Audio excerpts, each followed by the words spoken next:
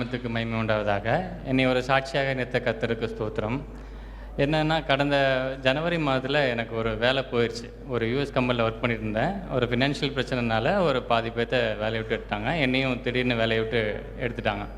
இப்போ என்ன செய்யுதுன்னு சொல்லி தெரியல. இருந்தாலும் ஒரு கடவுளோட ஒரு நம்பிக்கை, கர்த்தரை நம்புவவர்கள் கடவுள் கைவிட மாட்டார் அப்படி சொல்லிட்டு மிகுந்த பாரத்தோட ஜெபத்தோடு வேறு நிறைய இன்டர்வியூவில் அட்டன் பண்ணேன்.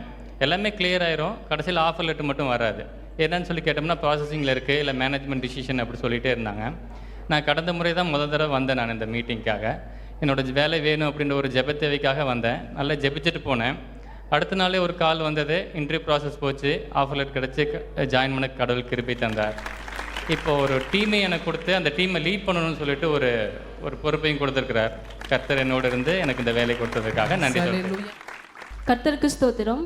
நான் ஃபஸ்ட்டு 2021 மார்ச் மாதம் தான் நம்ம ஐயாவுடைய ப்ரேயர் மீட்டிங் தெரிஞ்சு நான் வந்தேன். நான் இந்த இடத்துல உட்காந்து பல மாதங்கள் அழுதுருக்கேன். குறைஞ்சது ஒரு 7 வருஷமாக எனக்கு அலைன்ஸ் பார்த்துட்டு இருந்தோம். எந்த அலைன்ஸும் செட் ஆகல. ஒவ்வொரு முறையும் ஏதோ ஒரு தடையாக இருந்துகிட்ருக்கோம். ஏசப்பட்ட நான் கண்ணீரோடு இங்கே வந்து ஜெபிச்சப்ப ஐயா எனக்கு சொன்னாங்க, உன் சுகவாழ்வு சீக்கிரத்தில் துளிர்க்கும்னு. அந்த வார்த்தையை வச்சு பிடிச்சி ஜெபிச்சுட்டு இருந்தேன். என் தேவன் நல்ல அன்பான மனவளனை என் தேவன் ஆசீர்வச்சு கொடுத்தாங்க.